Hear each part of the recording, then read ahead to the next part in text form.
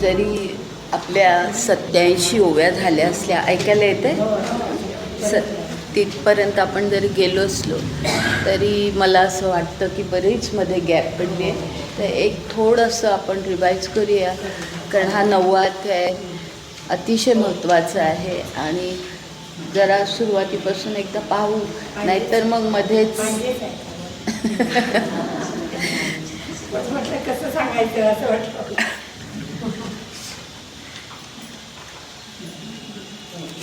पण काही गोष्टींचं स्पष्टीकरण मी बराच वेळ देऊन गेल्या वेळेला केलं, तितकं कदाचित करणार नाही. आता थोडं तुमच्या लक्षात येईल असं गृहीत धरते.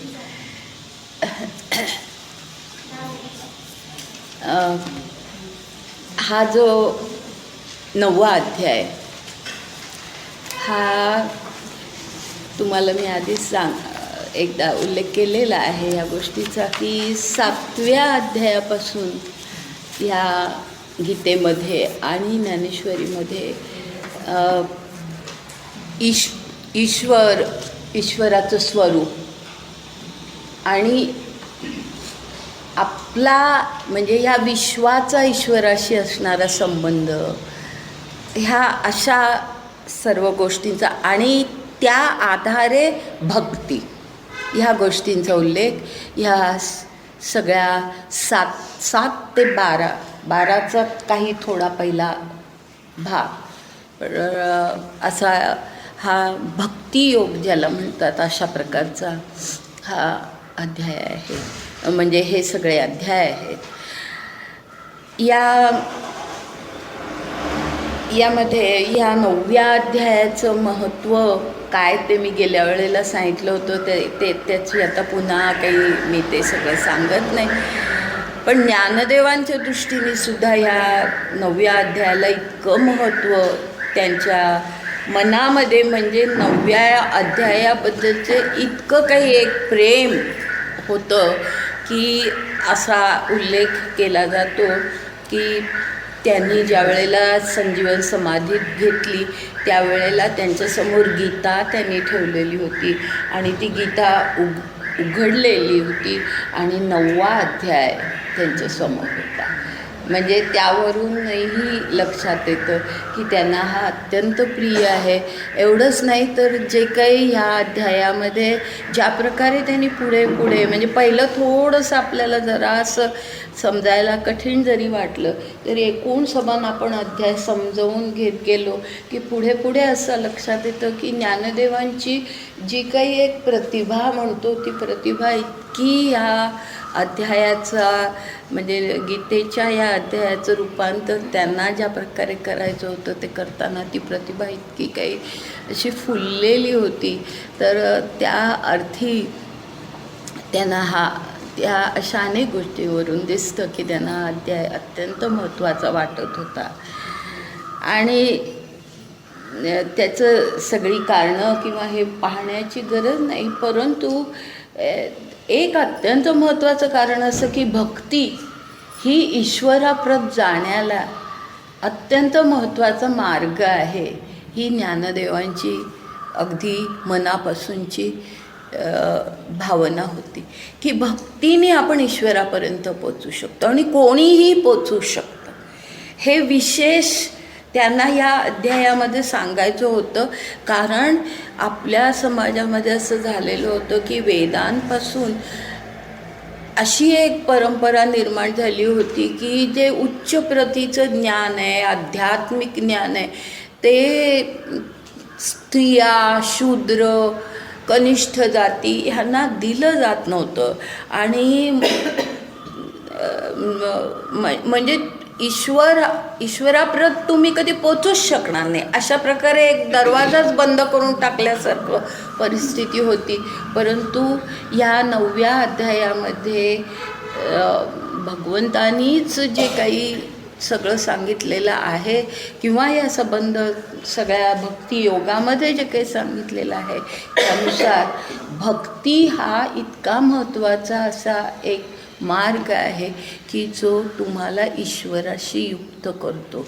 आणि त्याचं फार सुंदर वर्णन या 9व्या अध्यायामध्ये आहे. आणि म्हणूनही कदाचित इतरांनाही आणि ज्ञानदेवांनाही ह्या अध्यायाबद्दल विशेष प्रेम वाटत होतं.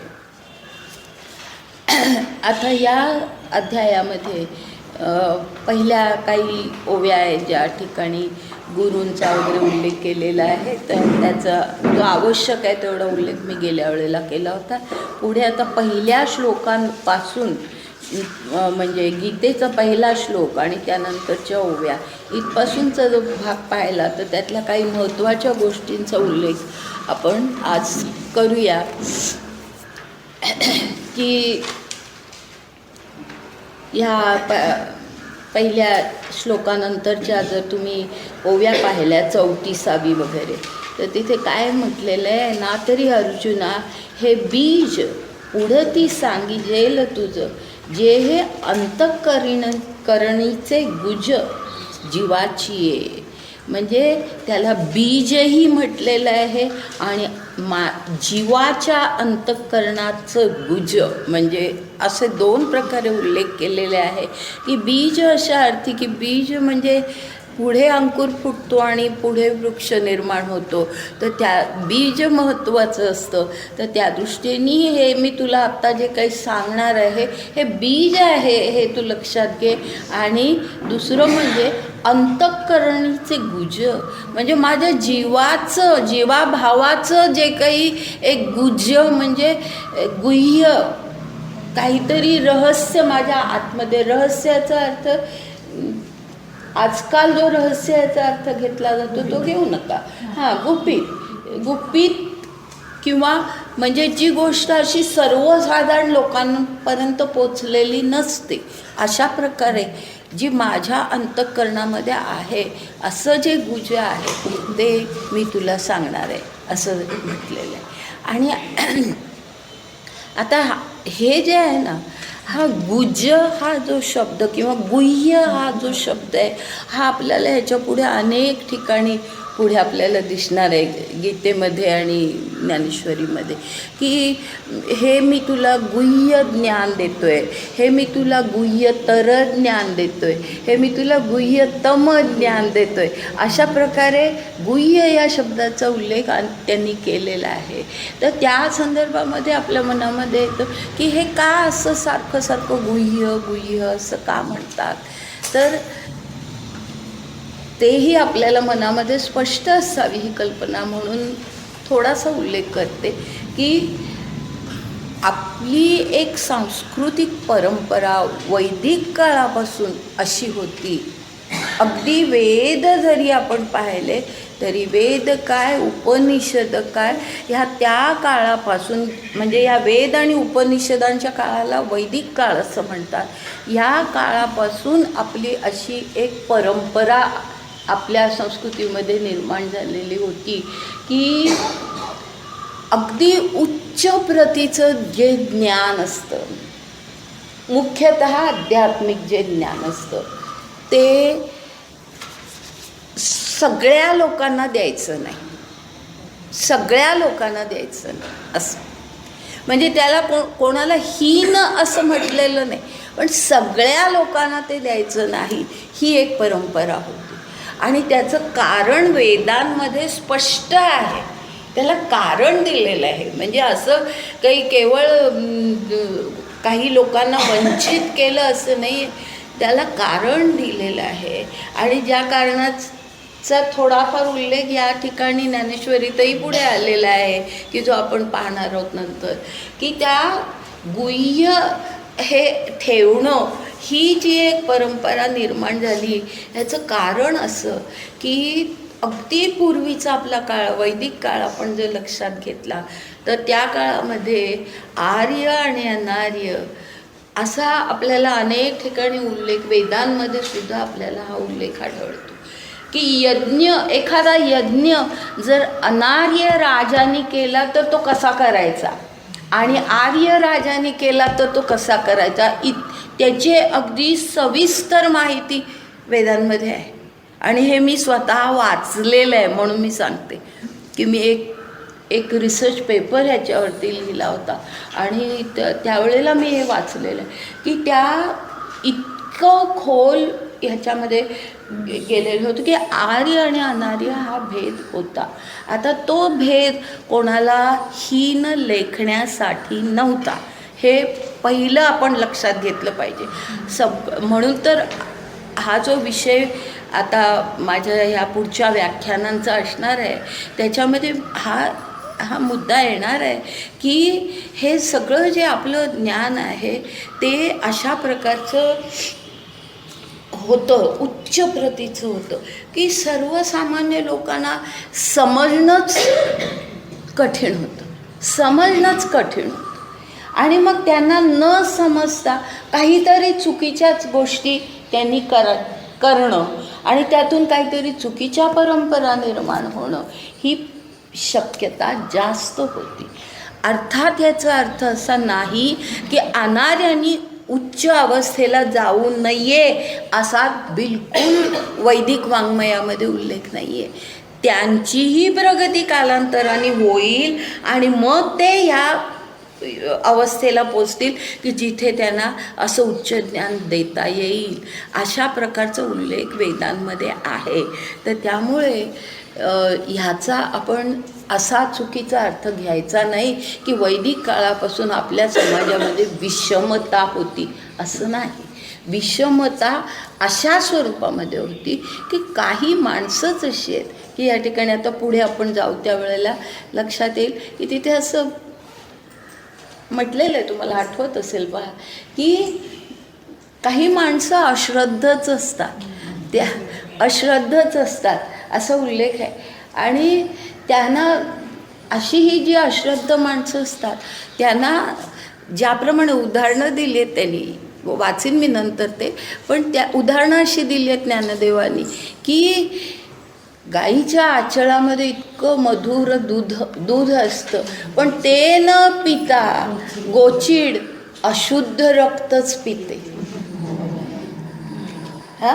म्हणजे काहींची एक प्रवृत्ती असते की त्यांना उच्च ह्याच्याबद्दल काही मोठं फार आकर्षण नसतं, काहीतरी त्यांना वेगळंच आवडत असतं. आणखी एक उदाहरण दिलेलं आहे ह्याचं कमलकंदाचं की कमळाच्या हे म्हणजे त्याच पाण्यामध्ये ते कमळ उगवलेलं असतं आणि त्या चिखलामध्ये आणि त्या चिखलामध्ये बेडूक असतो.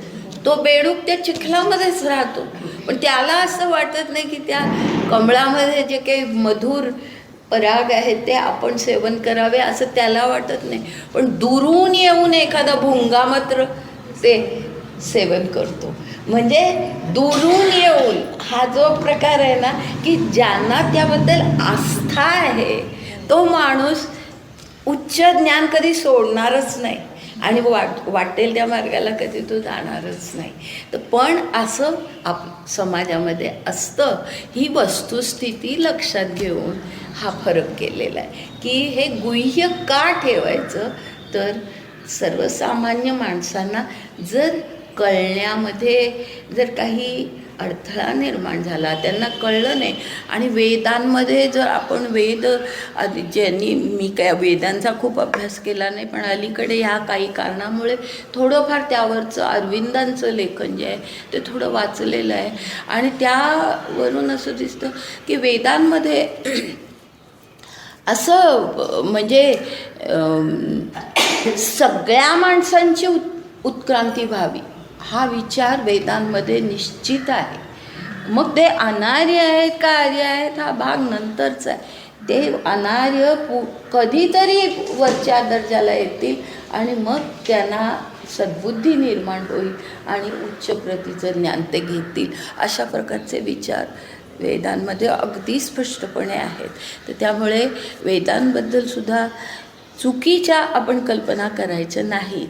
तर त्याच अर्थाने म्हणजे ज्या अर्थाने वेदांमध्ये किंवा निषदांमध्ये जे गुह्य म्हणून जे ठेवलं गेलं आणि इतकं गुह्य की त्या काळातले जे कोणी ज्ञानी होते ना त्यांनाच त्याचा अर्थ लागेल.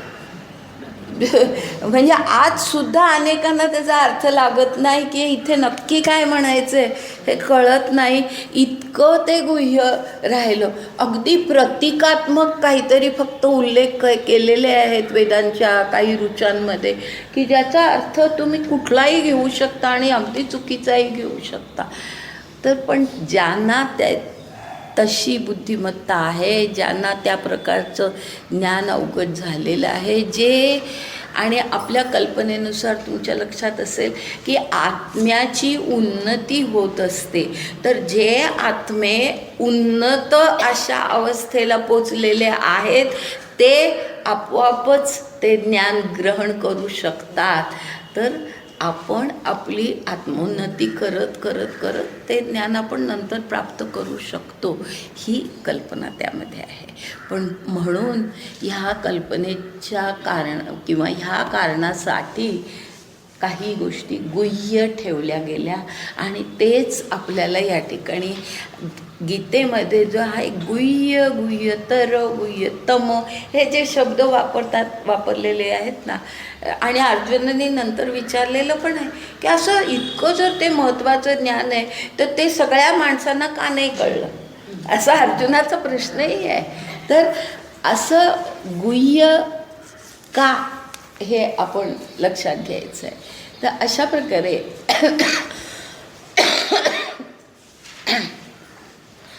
ते भगवंत त्याला म्हणत आहेत की मी तुला असं काही माझ्या अंतःकरणातलं गुज मी तुला सांगणार आहे की, आणि तुला का सांगणार आहे तर तू प्राज्ञ असा उल्लेख आहे पहा 36व्या. तरी परियेसी प्राज्ञी आस्थेचीच संज्ञा बोध आहे ना, हा उल्लेख आहे की नाही. म्हणजे अर्जुनाचं वर्णनच भगवंतानी असं केलं आहे की तू प्राज्ञ आहेस, म्हणजे तेवढा बुद्धिमान आहेस आणि त्याचबरोबर आस्था आहे तुला. जे मी मगाशी म्हटलं की आस्था असली पाहिजे, ज्ञान घेण्याला आस्था असली पाहिजे. तर ती आस्था तुझ्याकडे आहे आणि म्हणून हे जरी गुह्य असलं तरीसुद्धा तुझ्यासमोर बोलल्याशिवाय मला राहवत नाही असं म्हटलेलं आहे भगवंतानी. आणि ते असं ज्ञान मी तुला देणार आहे. त्यानंतर म्हणजे काही गोष्टींचेच फक्त उल्लेख करते.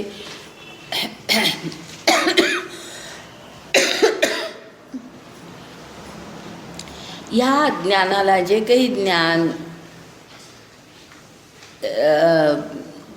जे गुह्य ज्याला त्यांनी म्हटलं आहे ते जे काही ते सांगणार आहेत त्याचा उल्लेख दुसऱ्या श्लोकामध्ये असा केला आहे. राजविद्या राजगुह्यम.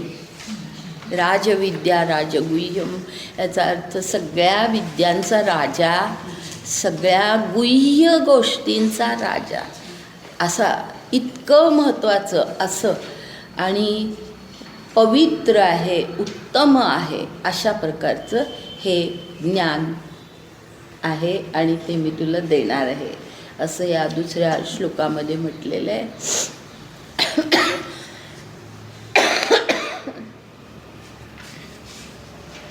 आणि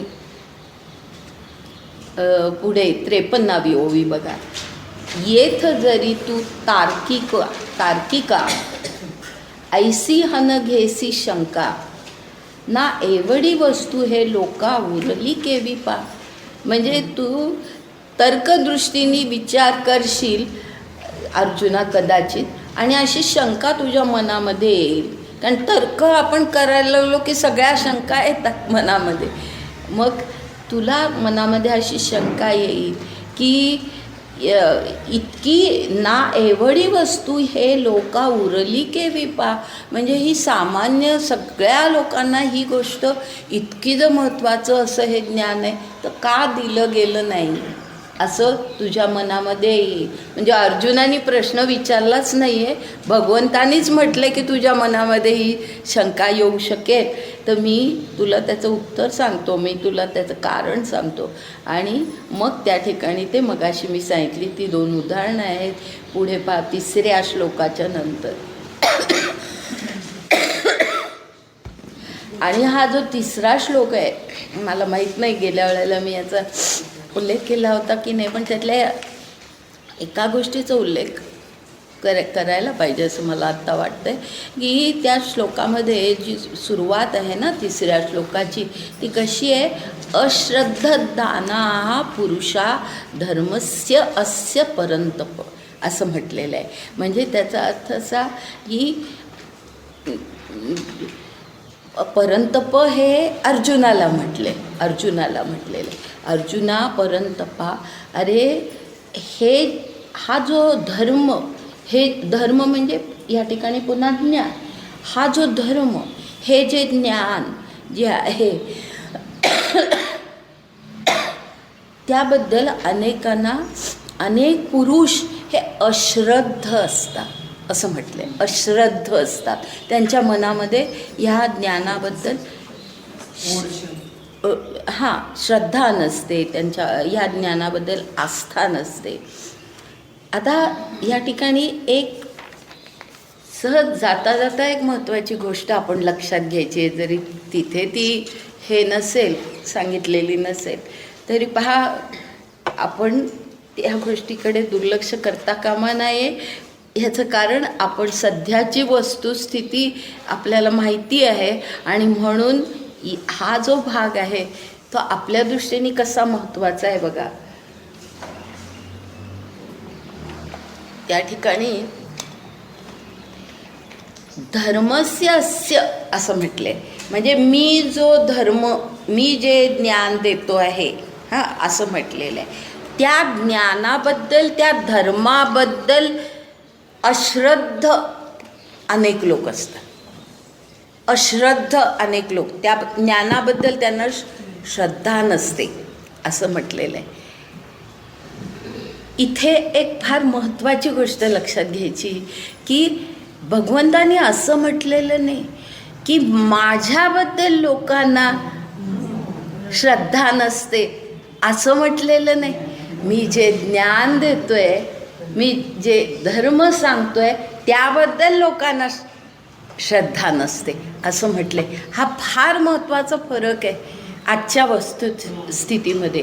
कारण आज परिस्थिती अशी आहे की एखादा गुरु, एखादा महाराज केला जातो, त्याचं सगळ्या प्रकारे सोपस्कार भक्तीचे जे काय ते सगळे केले जातात आणि केवळ त्या गुरुबद्दलच आस्था असते. पण तो गुरु काय तुम्हाला सांगतोय, तो काय ज्ञान देतोय, त्यांनी काय तुम्हाला कसं वागावं म्हणून सांगितलंय, ह्याच्याकडे नसतं. हा फार महत्त्वाचं सध्याची वस्तुस्थिती आहे. आणि म्हणून या श्लोकातला हा भाग आपण लक्षात घ्यायचा की भगवंत असं म्हणत नाहीत की माझ्याबद्दल श्रद्धा नसते, असं नाही आहे. मी जे सांगतो त्याच्याबद्दल श्रद्धा नसते. म्हणजे ज्ञानाबद्दल, धर्म जो सांगितला आहे त्या धर्माबद्दल श्रद्धा पाहिजे, मग ती कोणीही सांगितलेली असो.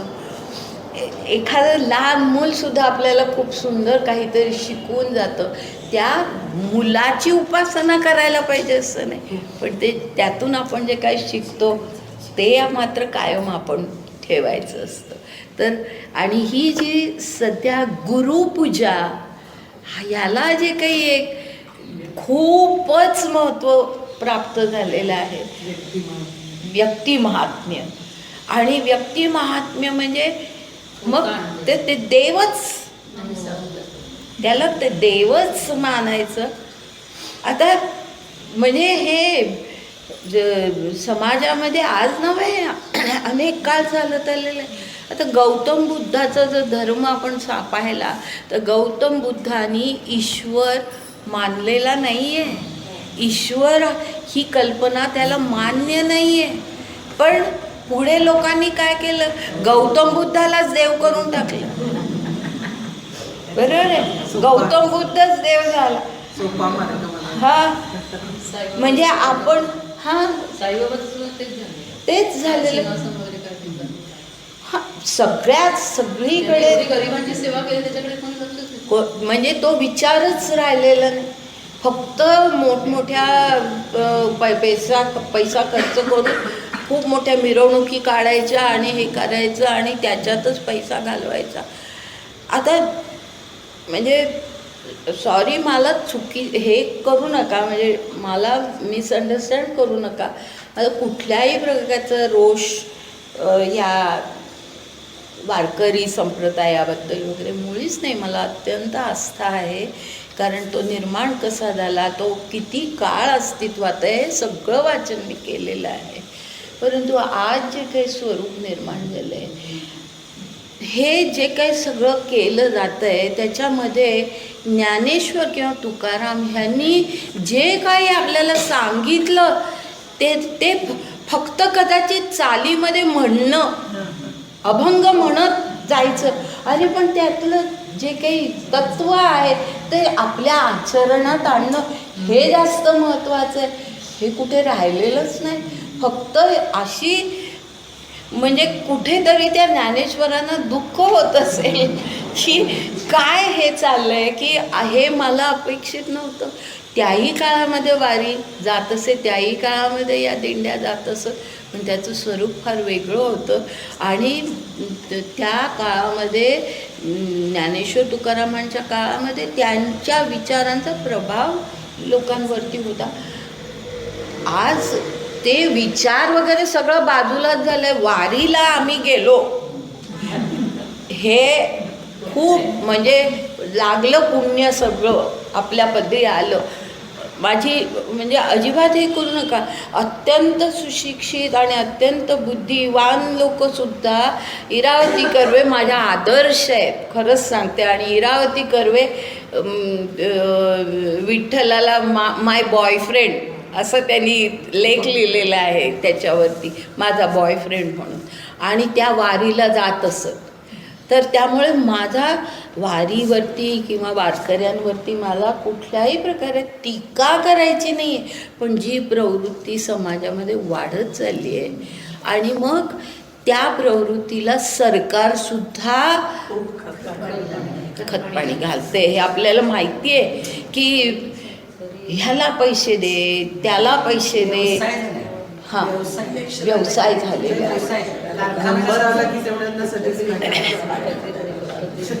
तर त्यामुळे म्हणजे ह्या गोष्टींचा उल्लेख एवढ्याचसाठी करते की केवळ जो धर्म सांगितला आहे ह्या मोठ्या लोकांनी, जे ज्ञान आपल्याला दिले ते राहतं बाजूला आणि फक्त त्या व्यक्तीची पूजा करणं हे राहतं.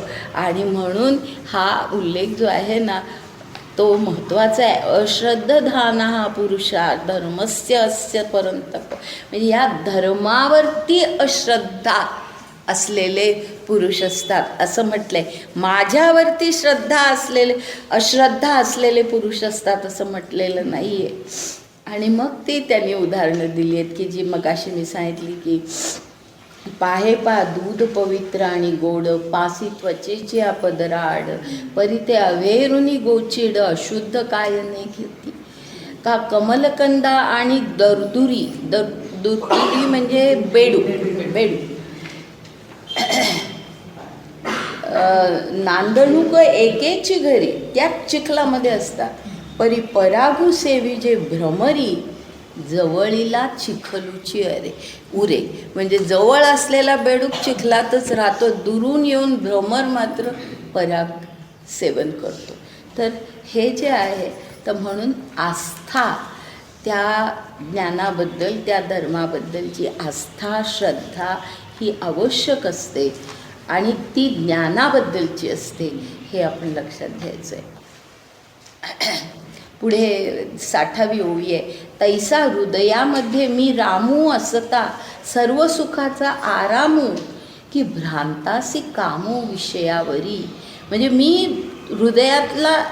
हृदयातच आहे, पण आणि सगळं सुख आहे मिळणार आहे. म्हणजे माझा विचार केला, माझा आत्मशोध आत्मबोध जर माणसाला झाला तर सगळ्या प्रकारचं सुख लाभणार आहे.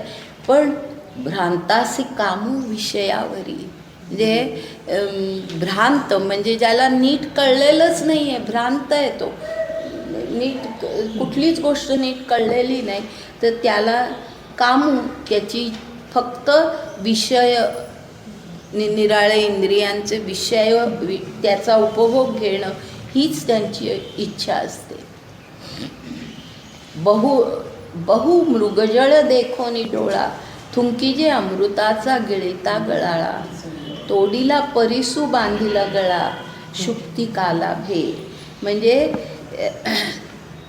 मृगजळ पाहून अमृत आपल्या गळ्यामध्ये आता अगदी गिळायचंच फक्त राहिलं आहे, इतकं आपल्या गळ्यामध्ये आहे, ते फेकून द्यायचं आणि त्या मृगजळाच्या मागे धावायचं. आणि तसंच शुक्ती याचा अर्थ शिंपला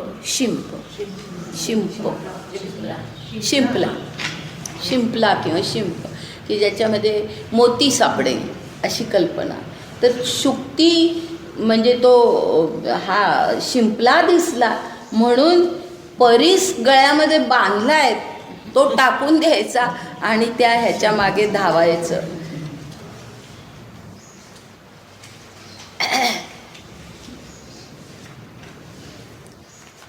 हे आज मी वाचलं नव्हतं, पण आत्ता वाचताना एकदम आठवण झाली. मी अगदी हल्लीच एक गोष्ट वाचली, अशा अगदी एक्झॅक्टली हीच अशीच इंग्लिशमध्ये होती गोष्ट. अशी होती की एक माणूस वाळवंटातून प्रवास करत असतो आणि प्रवास करता करता त्याच्याकडे असलेलं पाणी संपतं आणि भयंकर तहानेने व्याकुळ होतो. काही करून आता मला एक घोटभर तरी पाणी मिळालं पाहिजे तर मी जगीन, इतकी अवस्था असते.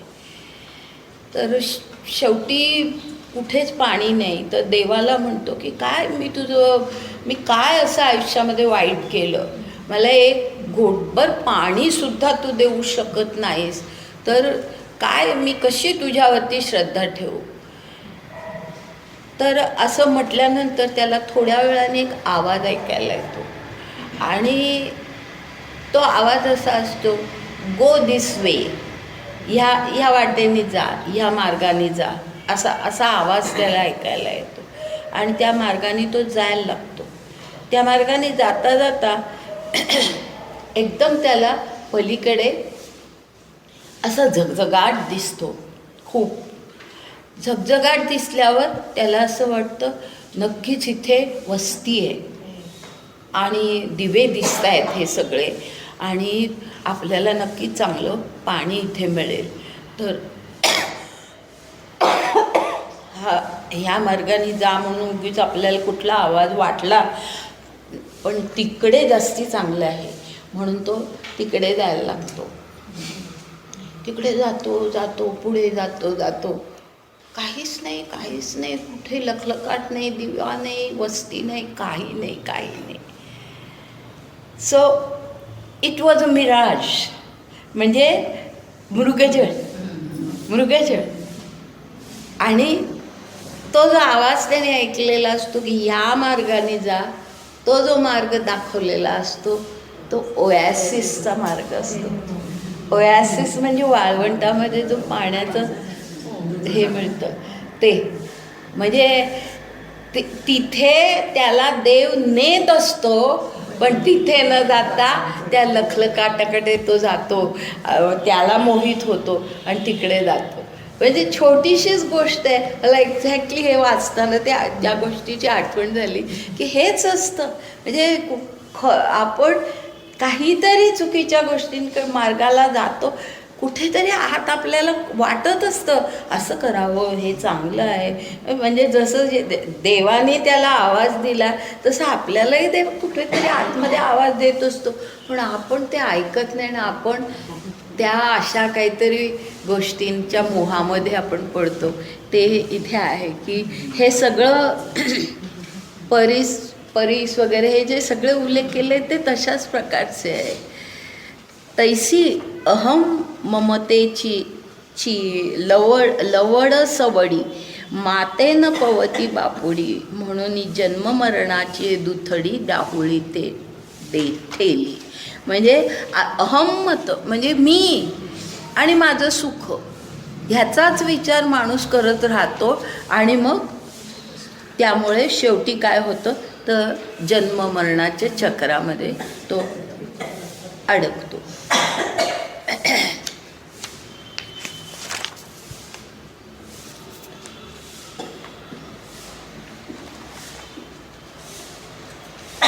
आता हा जो पुढचा भाग आहे, 4था श्लोक आणि 5वा श्लोक. गेल्या वेळेला मी श्लोक घेतले होते, मी ह्यावेळेला श्लोक घेतच नाही. कारण श्लोक घेताना कुठेतरी म्हणजे मी अनेक प्रकारे समजावून सांगण्याचा प्रयत्न केला होता, पण मला वाटत नाही की ते तितकं सगळ्यांना हे झालं. आज आपण ओव्याच पाहूया, कारण ओव्यांमध्ये कदाचित जास्त स्पष्ट असेल. खूप वेळेला असं होतं. आता म्हणजे ह्या ठिकाणी ईश्वर आणि जगत, ईश्वर आणि विश्व, ईश्वर आणि भूतमात्र ह्यांचा संबंध काय आहे हे ह्या ठिकाणी आता सांगितलेले. काय संबंध आहे? कारण आपण म्हणतो ना भक्तियोग, भक्तियोगाचा अध्याय आहे. आणि 8व्या अध्यायात तुम्हाला जर आठवत असेल तर पहा, 8व्या अध्यायाच्या अखेरीला भगवंतांनी स्पष्टपणे असं सांगितलेलं आहे की देहांताच्या वेळेला माझी आठवण यायला पाहिजे, पण केवळ देहांताच्या वेळेलाच आठवण येणं हे अगदी कठीण आहे. तर त्यामुळे जो माणूस सतत माझं स्मरण करेल आयुष्यामध्ये त्याला शेवटी माझीच आठवण येईल, अशा प्रकारचे विचार आहेत. म्हणजे त्या ठिकाणी भक्ती ही अशा प्रकारची असावी की सतत ईश्वराचं स्मरण आपल्या मनामध्ये असलं पाहिजे, ती खरी भक्ती.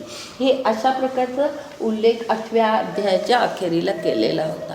आता त्याच भक्तीचं अधिक स्पष्ट स्वरूप करण्यासाठी हे भक्ती आपल्याला ईश्वराची करायची, तर मग ईश्वराचा आणि माझा संबंध काय आहे हे तर आपल्याला कळलं पाहिजे. ईश्वराचा आणि या विश्वाचा संबंध काय आहे हे आपल्याला स्पष्ट असलं पाहिजे. म्हणून हे आता 4थ्या 5व्या श्लोकामध्ये त्या गोष्टींचा उल्लेख आहे की ज्याच्यामध्ये माझे वेगवेगळ्या शब्दामध्ये ते विचार मांडले, पण ते श्लोक न पाहता आज आपण ओव्याच पाहूया. आता ओव्या पहा कशा आहेत.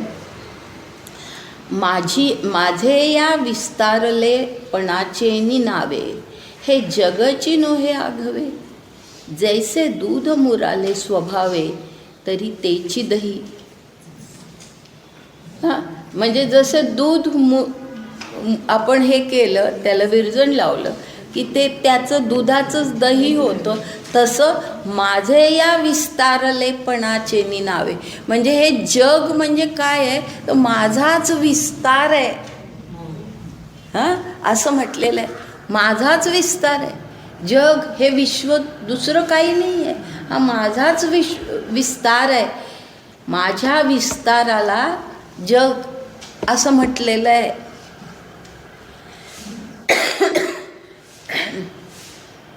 आणि मग पुढे उदाहरणं दिली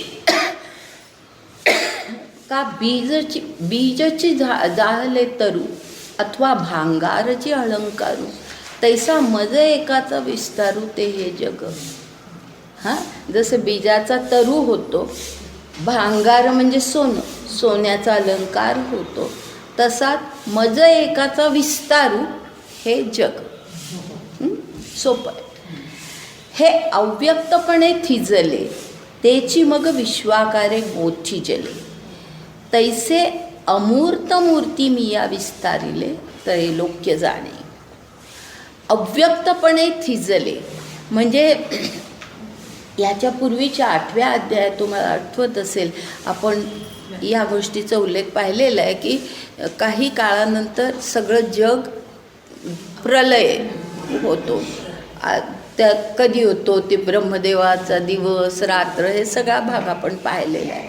तर ते जे आहे की ज्या वेळेला जग अस्तित्वात राहत नाही, विश्व अस्तित्वात राहत नाही, तर त्या अवस्थेला त्यांनी काय म्हटलं, अव्यक्तपणे थिजले. थिजले म्हणजे आपण तूप म्हणतो ना, थिजलं. थिजलं म्हणजे ते संकुचित होतं, कमी होतं आकाराने. तर अव्यक्त होतं, अव्यक्तपणे थिजले, तेची मग विश्वाकारे ओथिजले. म्हणजे ओथिजले म्हणजे पसरलं. जर तूप जे हे झालेलं आहे असं थिजलं आहे, ते जर पुन्हा वितळलं तर ते पसरतं.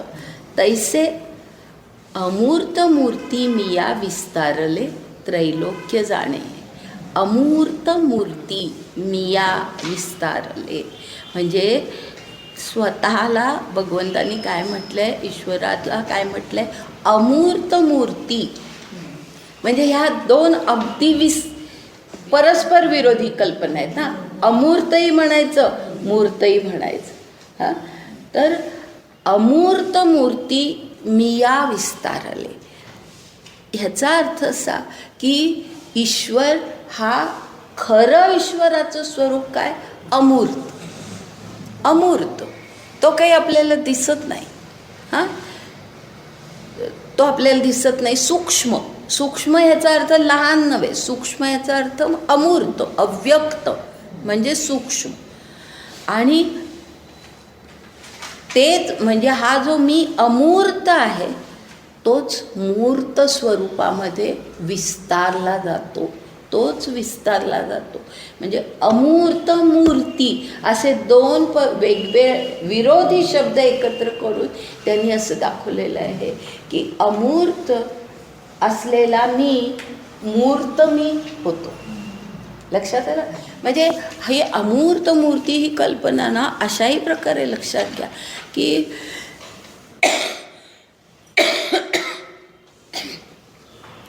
कोणी एखादा कलाकार, चित्रकार, शिल्पकार, कुंभार, साधा कुंभार, ज्या वेळेला कुंभार मडकं बनवतो त्यावेळेला किंवा काही एखादं भांडं मातीचं तो बनवतो त्यावेळेला तो आकार देण्याच्या आधी त्याच्या मनामध्ये आधी ते साकारलेलं असतं.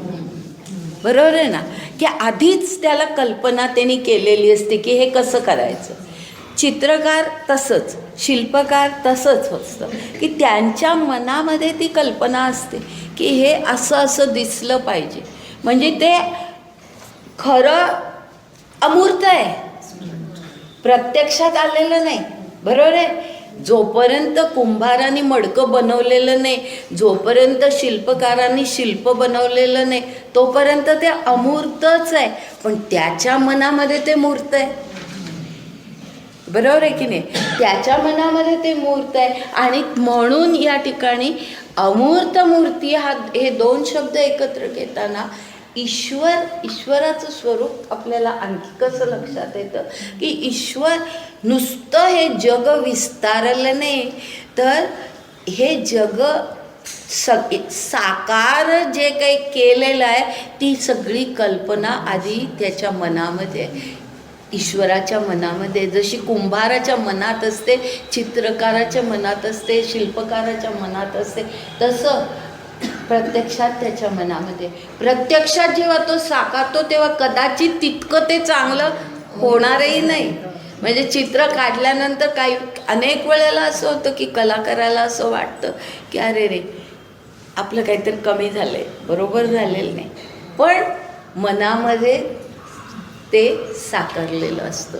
म्हणजे त्याची ज्ञानशक्ती असते, कुंभाराची असो किंवा त्या चित्रकाराची असो, कलाकाराची, कुठल्याही, ही ज्ञानशक्ती असते की जी ज्ञानशक्ती ते साकार रूपामध्ये आतमध्ये आधी तयार करते आणि मग ती व्यक्ती त्याला खरं साकार करते. म्हणजे अमूर्त मूर्त होतं.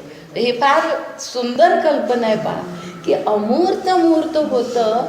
म्हणजे नुसतंच हे दोन विरोधी शब्द आहे असं म्हणून आपण थांबायचं नाही. तर त्याच्यामागे ही एक फार सुंदर कल्पना आहे की कदाचित ईश्वराच्या मनामध्ये ईश्वराची ज्ञानशक्ती फार चांगल्या प्रकारची, वेगळ्या प्रकारची असेल. आणखी सुंदर जग त्याला बनवायचं आहे, पण ते तितकं चांगलं अजून बनलेलं नाही. तर असं हे, पण त्याच्या मागे आहे ईश्वर. आहे चूक असली तरी ईश्वराची. नाही, चूक आपलीच आहे. चूक आपलीच आहे, पण ती सुधारणार ईश्वर आहे. थोडा कमी होत असेल ईश्वराचा. नाही, नाही होणार, नाही होणार. बघा तुम्ही अरविंद वाचा, अजिबात नाही. काय अरविंदांचे पॉझिटिव्ह विचार आहेत. असे आपल्याला हे देतात माहिती आहे का, की अशी सगळी की कसं विश्व सगळं, म्हणजे उत्क्रांतीची सगळी कल्पना इतकी सुंदर मांडलेली आहे की कसं विश्व बदलत जाणार आहे, ही इतकी वेगळ्या प्रकारची कल्पना आहे. म्हणजे अरविंद हे केवळ राजकारणामध्ये क्रांतिकारक नव्हते. मला तर मी ह्या पुढच्या माझ्या व्याख्यानामध्ये मी मुद्दाच मांडणार आहे की ते केवळ राजकारणातले क्रांतिकारक नव्हते, ते अध्यात्मामधले खरे क्रांतिकारक होते. एवढे क्रांतिकारक विचार मांडलेले आहेत त्यांनी की कसं जग बदलणार आहे आणि त्याला आपण काय कसे कसे बदलत जाऊ, ईश्वर आपल्याला जसे आपण बदलत जाऊ तसं ईश्वराचं सहाय्य कसं आपल्याला मिळणार आहे. फार सुंदर, द्रष्टेच होते. हे फारच सुंदर विचार आहे. तर त्यामुळे ईश्वर नाही कंटाळा, ईश्वर करणार. आपण नसू तेव्हा, पण ईश्वर. पण काही का असे ना, असं असतंच की नाही की आपण लावलेल्या झाडाची फळं थोडीच नेहमी आपल्याला मिळतात, पुढच्या पिढ्यांना मिळतात. आपण बांधलेल्या घराचं सुख पुढच्या पिढ्या भोगतात. तसं असतं ते की मोठी आता ही झाडं आहे, अक्रोडाचं झाड, आंब्याचं झाड. आज एखाद्या म्हाताऱ्या माणसाने लावलं तर ते त्याला आंबे लागेपर्यंत किंवा अक्रोड लागेपर्यंत तो बिचारा जातो. अशी एक गोष्टच आहे की त्याला विचारलं, एका अक्रोडाचं झाड लावत होता. हे हिंदीमधली गोष्ट आहे आणि तशीच आंबा हे मराठीमधली गोष्ट आहे. हे अक्रोडाचं झाड एक म्हातारा 80 वर्षाचा माणूस लावत होता. त्यावेळेला त्याला विचारलं की ये आप क्या कर रहे हैं, आप होंगे ही नहीं ये खाने के लिए. तर त्यांनी सांगितलं की जे अक्रोड मी खाल्ले ना, ती झाडं मी नव्हती लावली, माझ्या पूर्वजांनी लावली. तसंच आज मी लावणार आहे, ती माझे वंशज खाणार आहे. तर तसं आपण जरी नसलो तरी पुढचं जग होऊ दे ना चांगलं.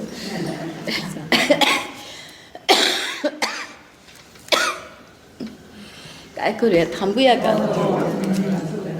थांबूया जरा. पुढच्या वेळेला ह्या 4-5 श्लोकाचा थोडासा उल्लेख आपण